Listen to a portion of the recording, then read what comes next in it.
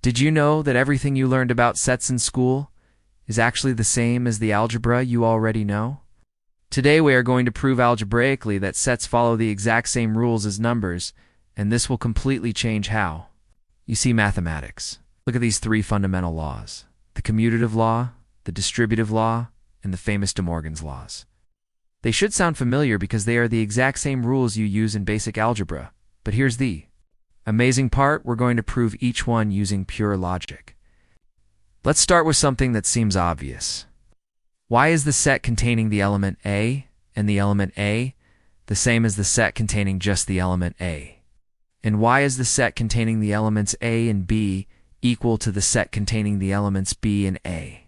The answer lies in propositional logic. When you say x equals A or x equals A, logically that is the same as saying just x equals A. This is called the idempotent law of logic. Now let's explore the commutative law for union. The union of set A and set B equals the union of set B and set of Y. Because saying x is in A or x is in B is logically equivalent to saying x is in B or x is in A. This is simply the commutative property of logical disjunction. The same applies to intersection and logical conjunction. Now watch.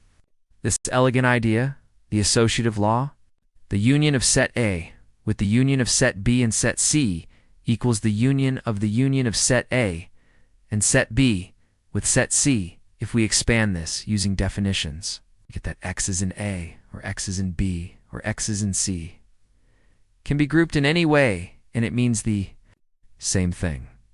That's associativity of logical disjunction at work. Now things get even more interesting.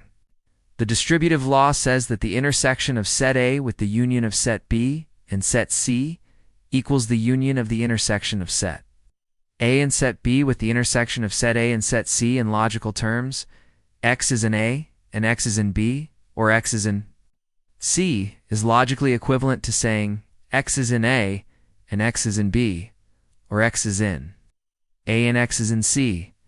That is the distributive property of logic applied to sets. And now, the main course, De Morgan's laws.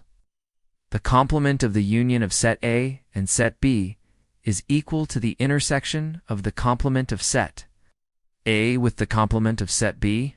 Why?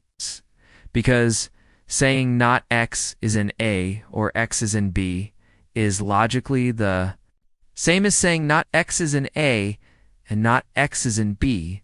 That is De Morgan's law in propositional logic reflected perfectly in set theory.